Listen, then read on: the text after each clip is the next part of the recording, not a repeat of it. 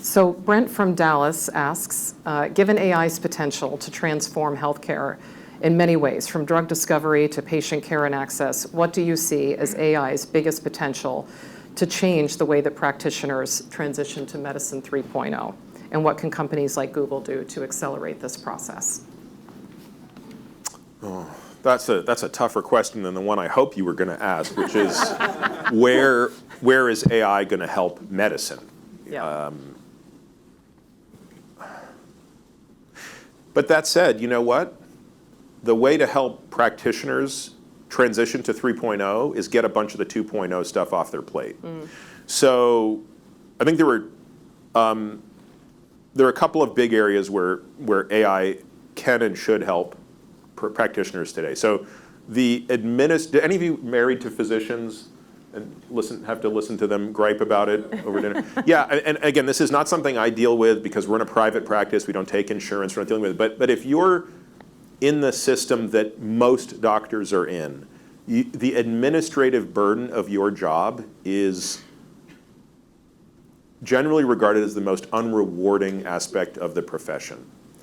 And something that started out as, hey, this is good, the EMR, like this is going to make medicine better, has become so onerous and so user hostile that most doctors who are still in this system of, hey, this is what I do. I have 11 minutes to see 40 patients each, they're getting mired down in sort of the charting aspect of this. Then you layer on top of that the reconciliation and adjudication of charges. Remember, there's something in the United States healthcare system that is just hard to fathom. It's not just that it's a $4.5 trillion system. If you can just wrap your head around that for a moment. It's that 15% of that $4.5 trillion is purely administrative friction.